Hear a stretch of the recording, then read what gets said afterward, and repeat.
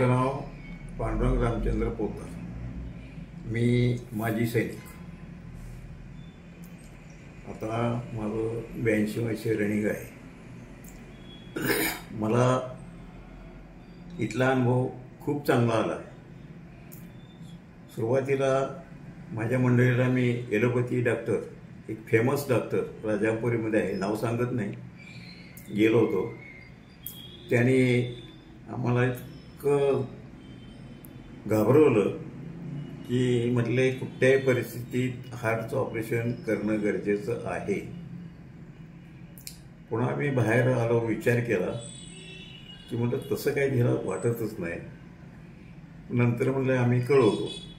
घरी आलो आणि आमचं वेळ चांगली किंवा नशीब चांगलं की आमच्या मित्राकर्वे एक माधवबाग मंगळवार पेठेमध्ये हार्ट स्पेशालिस्ट आहे. आपण आपलं जाऊन चौकशी करायला किंवा दाखवायला काय हरकत आहे.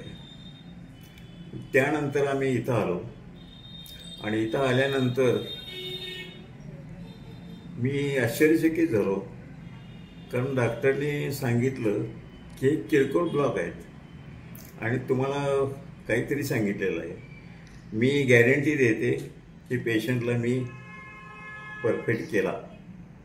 इतकं समाधान मला वाटलं की अशी गॅरंटी देणारी पहिली व्यक्ती माझ्या आयुष्यात. कारण सहसा डॉक्टर कोण गॅरंटी अशी देत नाही.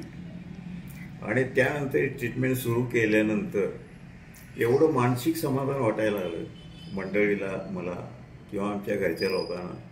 खरोखरच आम्हाला एक परमेश्वरानं चांगली बुद्धी दिली आणि योग्य ठिकाणी आम्ही आलो आणि आता जवळजवळ 2 महिने ट्रीटमेंट घेतोय.